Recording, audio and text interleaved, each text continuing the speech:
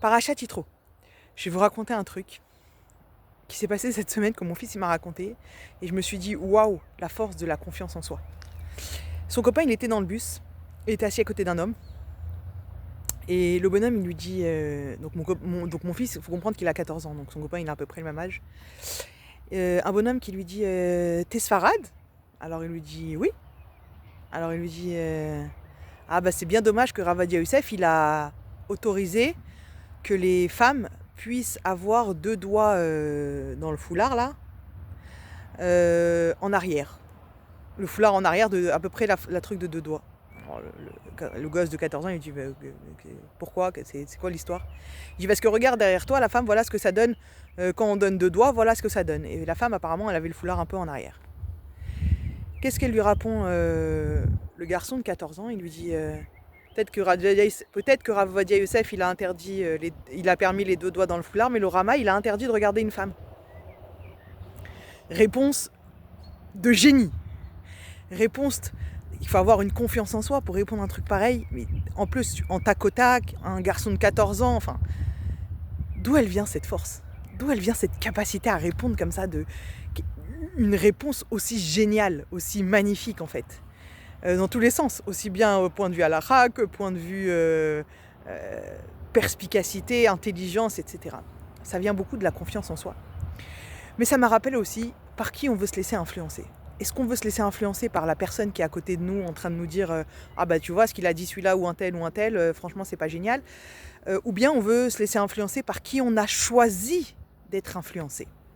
Pourquoi je vous parle de l'influence? Quel rapport avec Yitro? En fait Yitro, tout simplement, il a choisi d'être influencé par Moshe Rabbeinu. Qu'est-ce qui s'est passé?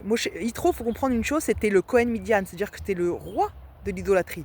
Il a tout essayé. Lui-même, il le dit, il a fait toutes les religions, entre guillemets, pour savoir où était le Hémet.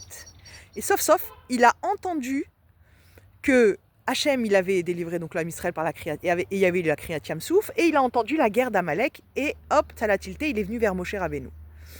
Et Moshe Rabbeinu, il lui raconte tout ce qui s'est passé à la sortie d'Égypte, comment les Mitzrim ils ont fini, etc., etc. Ça, c'est le choix de vouloir être influencé par telle ou telle personne. Qu'est-ce que vient nous apprendre ici Yitro? J'entends quelque chose, ça me parle, ça fait écho à moi, malgré tout ce que je connais, malgré tout ce que j'ai vécu, malgré tout ce qu'on m'a proposé dans ma vie, je décide d'arrêter tout ça parce que là-bas, je choisis d'être influencé. Parce que là-bas, je sens que c'est le Hémet. Parce qu'à l'intérieur de moi, je sens que là-bas, c'est le Hémet. Et ça, c'est un choix des plus intelligents. Pas parce que c'est le Hémet, ça c'est une évidence qu'il faut aller vers le Hémet. Parce que j'ai choisi d'être influencé par ça. Aujourd'hui, alors c'est la mode des influenceurs, c'est la mode d'être influencé, c'est la mode de la publicité au maximum du maximum. Aussi bien dans la quantité, que dans la variété, que dans la rapidité, que dans la finesse. Il y a des études psychologiques, psychiatriques qui sont faites de manière tellement fine pour savoir comment toucher le psychique de l'homme, pour savoir comment l'influencer vers là où on veut aller. C'est-à-dire qu'on est dans la société d'influence au max, je pense. Enfin, j'espère. Donc, l'influence a une vraie influence sur nous. Ça veut dire que chaque être humain, il est influencé. Qu'il le veuille ou non, on vit dans une société, on est influencé. D'accord? Comme quand le machal qui dit quand on rentre dans un magasin de parfum, on ressort avec à l'intérieur de nous, sur nous, du parfum. D'accord? Même si on n'a rien essayé, même si on n'a rien testé, on est influencé par l'environnement, on est influencé par les personnes, on est influencé par le temps. Le temps, pas la pluie ou le beau temps aussi, mais le temps, l'énergie du temps. D'accord? Il faut savoir que l'être humain, il traverse l'énergie du temps. Le temps, il est là, il bouge pas, et c'est nous qui passons à travers le temps. C'est encore l'objet d'une autre vidéo. Mais en fait, c'est pour ça que les chagim, elles ont une énergie spéciale. Chaque chag, elle a une énergie de... par exemple, Pessah, elle a une énergie de Géoula, parce que nous, on traverse le temps, et ce temps où il y a Pessah, c'est le temps de la Géoula, d'accord? C'est l'énergie de la Géoula. C'est pour ça que c'est plus propice à la Géoula. Pourquoi c'est plus propice? Parce que le temps joue avec nous. Ça veut dire qu'on a moins d'efforts à faire pour provoquer la Géoula à Pessah. C'est ça que ça veut dire l'énergie du temps de la Géoula. Donc il faut comprendre une chose, on vit dans une société où l'influence, elle est partout. Elle est inconsciente, elle est subliminale, elle est partout. On ne la voit pas, on ne la sait pas. Quel est notre choix? Notre choix, c'est de savoir choisir au maximum de ce qu'on peut par qui et par quoi je veux être influencé.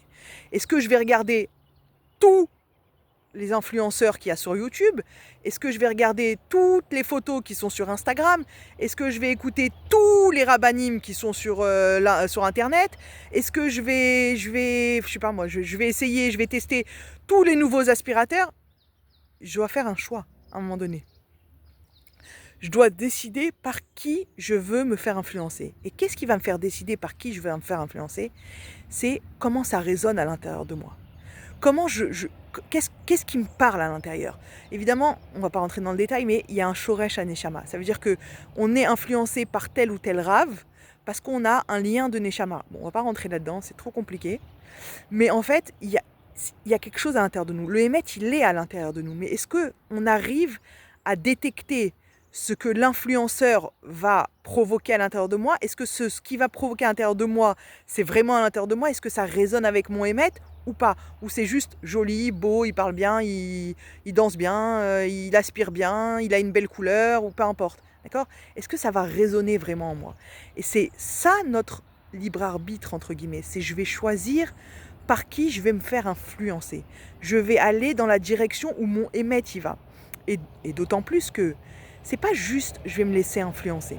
C'est que je vais me laisser influencer par le général, par ok, j'écoute cette personne, j'écoute ce psychologue, j'écoute ce rave, j'écoute peu importe qui que ce soit, parce que ça résonne en moi. Parce qu'il y a quelque chose qui fait appel en moi, qui fait écho en moi. D'accord? Mais ça ne veut pas dire que ça doit devenir mon gourou. Ça ne veut pas dire que c'est lui qui va dicter ma vie. Ça ne veut pas dire que c'est lui qui va... je vais devoir l'appeler pour chaque fait et pas que je vais faire dans ma vie. C'est pas ça. Qu'est-ce qu'il nous dit, Yitro? Il est venu, il a appris chez Moshe tout ce qu'il devait apprendre. Et d'un coup, il a pris ses clics et ses claques et s'est dit, Moshe, bye, je repars de là où je viens. Mais pourquoi tu repars? Tu es arrivé, tu fais partie de ce peuple maintenant. T'es le beau-père de Moshe Rabbeinu, du guide, du maître, du Ham Israël, du libérateur. Pourquoi tu repars? Parce que j'ai été influencé par tout ce que tu avais à me donner. Maintenant, je vais aller redistribuer cette influence. Je vais aller donner du Hémet dans le monde. Je vais aller chercher et montrer aux gens c'est quoi le Hémet. Moi qui a tout testé, je connais tout le monde, je connais tout. Je vais aller leur montrer c'est quoi le Hémet. Je vais profiter de tout ce que j'ai reçu, de cette influence que tu m'as donnée, pour aller le redistribuer. Et là, on apprend deux choses. Un, on est maître de nos actions. On est maître de nos décisions. On peut être influencé, mais jusqu'à combien? Est-ce qu'au point de ne plus exister ou au point de comprendre que je prends et je suis quand même libre d'en faire ce que je veux? Dans le sens où je vais vers ma mission à moi. Je ne suis pas censé imiter l'autre ou rester dans l'ombre de l'autre ou rester sous la tutelle de l'autre. Pas du tout. J'ai une vie, j'ai une neshama, j'ai une mission. Donc je prends ce que j'ai à apprendre et je vais redistribuer vers ma mission à moi. Ça, c'est la première leçon. Deuxième chose, on est tous influencés, mais on est également tous des influenceurs. On a tous cette capacité à influencer quelqu'un. On a tous cette possibilité d'influencer quelqu'un. On a tous ce pouvoir à l'intérieur de nous d'influencer quelqu'un d'autre. D'accord? Ça, Yitro, il nous l'apprend. Maintenant, moi, ce que j'ai appris, je vais aller le redonner. Qui c'est qui nous dit cette belle leçon? C'est le Rabbi de Lubavitch. Il nous dit, si tu connais Aleph et Bet, tu dois aller enseigner Aleph et Bet. Tout le monde a ce pouvoir d'influence. On influence tous quelqu'un. Consciemment ou pas consciemment, mais on influence tous quelqu'un. Et encore une fois, la Bechira, elle est où? Le choix, il est où? De quoi je veux influencer l'autre? Qu'est-ce que je veux apprendre à l'autre? Qu'est-ce que je veux transmettre à l'autre? Qu'est-ce que j'ai envie qu'il voie de moi l'autre? Qu'est-ce que j'ai envie qu'il retienne de moi? Quelle leçon je vais faire passer? Alors parfois les mots, c'est bien, on fait passer des mots, mais comprenez bien que ce qu'on fait passer, de la même façon qu'il y a une force invisible dans l'influence, plus que les mots, plus que la façon de parler, plus que le non-dit, plus que ce que le corps dit, il y a une force invisible qui va faire passer le message. La preuve, c'est qu'il y en a qui vont recevoir plus d'influence que d'autres. On va pas revenir, mais par rapport à la Neshama, d'accord? Donc, il y a tout ce qui est visible, qui est très petit finalement, et tout ce qui est invisible. Donc en fait, quand on va vouloir transmettre quelque chose à quelqu'un, ça peut être par les mots. Mais comprenez-vous bien qu'on a aussi une influence inconsciente, invisible. C'est-à-dire que ce qu'on est, on influence. Plus que ce qu'on dit et plus que ce qu'on fait. Donc on est tous des influenceurs quelque part. Il n'y a pas que sur YouTube qu'il y a des influenceurs. Chaque être humain est un influenceur. Et j'ai envie de dire, chaque Ben Israël est un influenceur encore plus. Parce qu'il a quelque chose à transmettre. Il a une partie d'Hachem que lui seul a et qu'il doit transmettre à l'autre. C'est pour ça qu'il y a la hardout. Parce que la hardout, c'est toutes les facettes d'Hachem qui sont redistribuées dans chacun du Ham Israël. C'est-à-dire que on a à l'intérieur de nous une partie d'Hachem et c'est ça qu'on est venu transmettre à l'autre, qu'on est venu transmettre au monde, qu'on est venu transmettre au projet divin, qu'on est venu transmettre à la finalité du monde. Ça, il faut en prendre conscience. De la même façon qu'on est influencé, on est influenceur. Et je trouve ça hyper intéressant que Yitro, lui-même, il nous donne cette leçon. Lui-même, lui qui vient du plus bas des bas, il a connu toutes les Avodazara, toutes les Avodazara, d'accord? Ça veut dire que ce qu'on a nous aujourd'hui, c'est pas vraiment de la Avodazara, d'accord? Mais lui, il a tout connu. Il aurait pu être trompé, il aurait pu se dire ouais, c'est bon, je suis le chef là-bas. Non, il a fait appel à son corps et à son cœur. Qu'est-ce qui m'attire vraiment? Qu'est-ce qui résonne en moi? Et évidemment, ça a été le Hémet de Moshe Rabbeinu qui lui a transmis. Et il est parti. Il aurait pu se dire ok, c'est le Hémet, je reste là, je veux pas me faire influencer, je veux plus rien entendre, je veux plus essayer. Non, pas du tout. Non seulement j'ai été ok de prendre, mais je vais aller redistribuer. Moi aussi, j'ai ma part à donner. Moi aussi, j'ai ma part à transmettre. Et comme ça, pour chacun d'entre nous, on a tous chacun une part à retransmettre. On a tous chacun une part à donner. On a tous quelque chose à partager. Et c'est très important d'en prendre conscience. C'est très important de savoir qu'on doit donner quelque chose à quelqu'un. D'abord, on n'existe pas pour nous, on existe pour l'autre. Yitro, il aurait pu exister pour lui et se dire, c'est ok, j'ai trouvé le Hémet, je reste là. Non, on existe pour l'autre. On est sur cette terre pour l'autre. On n'est pas là pour nous, il n'y a aucun intérêt d'être là pour soi. On est là pour donner à l'autre, on est là pour transmettre à l'autre. C'est toute la différence, avec le coaching. Avec le coaching extérieur à nous.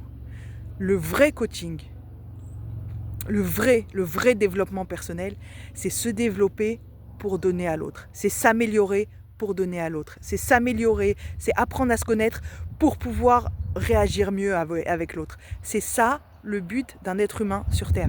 C'est se travailler pour l'autre.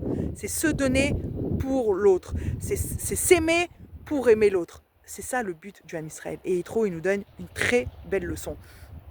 Donc, en résumé, on est influencé et on est influenceur. On a les deux à l'intérieur de nous. Et on le fait sans s'en rendre compte. Alors, on a le seul point, on va dire, qu'on a à conscientiser et à réfléchir, c'est par qui je veux être influencé et qu'est-ce que je veux influencer, qu'est-ce que je veux donner à l'autre, sur quoi je vais avoir de l'influence sur l'autre. C'est ça notre choix de réflexion, c'est là notre point de réflexion. Influencer, on l'est. C'est sûr et certain. Influenceur, on l'est, c'est sûr et certain. Par contre, sur quoi et par qui, ça c'est à nous de choisir, c'est à nous de voir. D'accord? Et quand on prend conscience qu'on est influenceur, pour revenir au début et à l'histoire du début, quand on prend conscience qu'on est influenceur, qu'on est influencé, qu'on est influenceur, qu'on est influencé, etc., ça nous donne confiance en nous. Ça nous apprend que nous aussi on a une responsabilité. Dès qu'on sait qu'on a une responsabilité et qu'on va retransmettre, ça nous fait gagner de la confiance en soi. Parce qu'on sait qu'on a cette capacité à l'intérieur de nous d'influencer. Tout le monde a cette capacité d'influencer et tout le monde a quelqu'un à qui influencer. Et ça donne de la confiance en soi. Et de savoir, moi je ne me laisse pas influencer par le monsieur du bus qui m'a dit ta. Moi je sais c'est qui mes maîtres et moi je sais ce qu'ils disent. Et là, boum, confiance en soi. Donc Bezrat Hashem, qu'on sache c'est qui nos maîtres, qu'on sache par qui vouloir se faire influencer, parce qu'on se fait influencer chaque seconde, et qu'on arrive à influencer dans le meilleur pour la Géoula Berachamim. Je vous embrasse, Shabbat Shalom.